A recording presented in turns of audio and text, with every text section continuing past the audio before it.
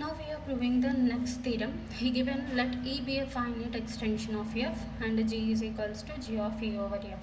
Since E is finite extension kabatti g is also finite, and suppose that f is a mapping from g to E star, that is E star is a multiplicative group of f. Okay, that means E star is equals to E minus 0 has the property that f of sigma eta is equals to sigma of f of eta into f of sigma.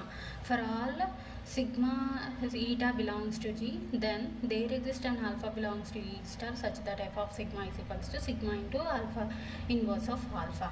So he given E be a finite extension of f and f star is a multiplicative group. E star is a multiplicative group of non-zero elements. That means E minus 0. Since E is finite kabatti E star is also finite multiplicative group of E, and he also said to be g is equals to g of E over f, and there is a mapping, f is a mapping from g to E star with the property f of sigma eta is equals to sigma into f of eta into f of sigma.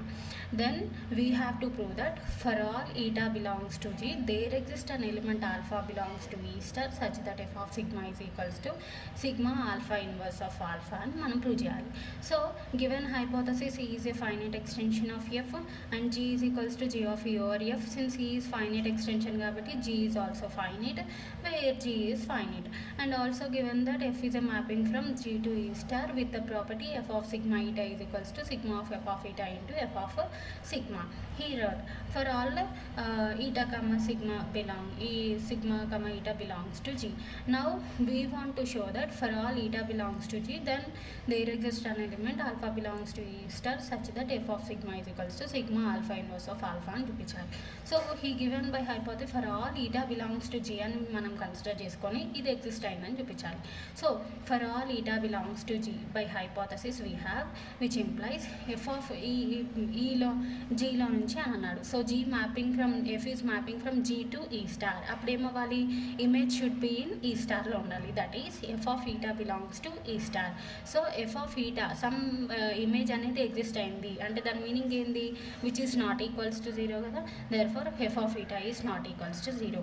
Now we are considering let sigma eta belongs to G F of eta into eta of B is equals to zero where B belongs to ఈ star. ఓకేనా, దీనికి ఇది not equals to zero కాబట్టి మనం ఇది consider చేసుకున్నాము. Then which belongs to ఈ స్టార్లో ఉంది అని చెప్తున్నాం, వేర్ బి బిలాంగ్స్ టు ఈ స్టార్. అయితే బై డెడికండ్స్ లెమ్మా మనం ఏం ప్రూవ్ చేసినాం, అక్కడ ఒక మనకు పాలినామియల్ ఇచ్చినాడు, ఏమని summation I is equals to 1 to n a i sigma I of A is equals to 0 అని ఇస్తే all embeddings are linearly independent అని ప్రూవ్ చేసినాం. So which is in the form of summation I is equals to 1 to n a i sigma I of A లాగా ఉంది. So is equals to 0 అయితే డెడికండ్స్ lemma నుంచి మనం ఏం ప్రూవ్ చేసినాం, linearly independent అని. లీనియర్లీ ఇండిపెండెంట్ అంటే ఏమొస్తుంది, F of eta is equals to 0. But మనం ఏం చెప్పినాము, F of eta not equals to 0 కదా.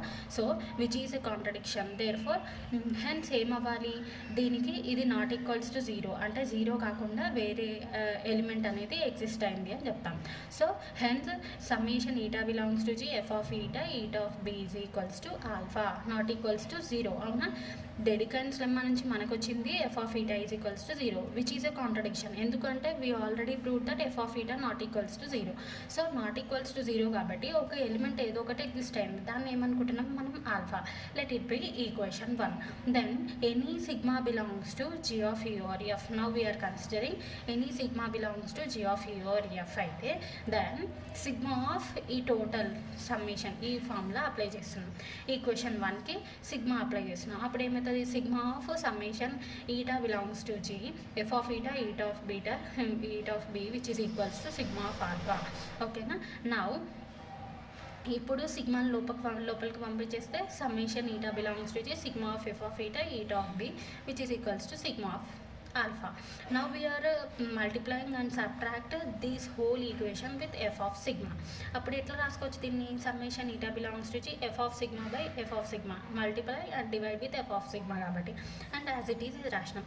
ఇక్కడ F of eta F of sigma ఉంది. So which can be written as ఎట్లా రాసుకోవచ్చు, ఎఫ్ ఆఫ్ సిగ్మా ఈటా బయట సిగ్మా ఉంది, sigma into eta of B. Okay.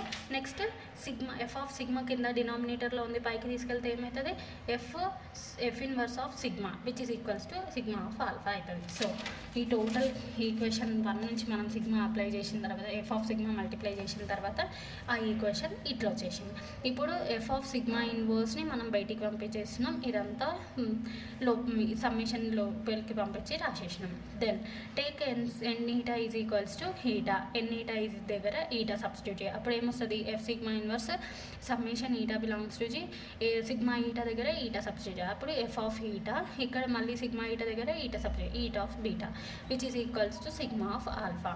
So by equation 1 నుంచి మనకేమని చూడండి, alpha is equals to summation eta belongs to G, F of eta eta of B, ఈ ప్లేస్లో మనం ఆల్ఫాని సబ్స్టిట్యూట్ చేస్తున్నాం ఈ మొత్తం ప్లేస్లో, అప్పుడు ఏమవుతుంది, ఇది మొత్తం బై ఈక్వేషన్ నుంచి మనకు ఆల్ఫా. సో అందుకే F of sigma inverse into alpha is equals to sigma alpha alpha.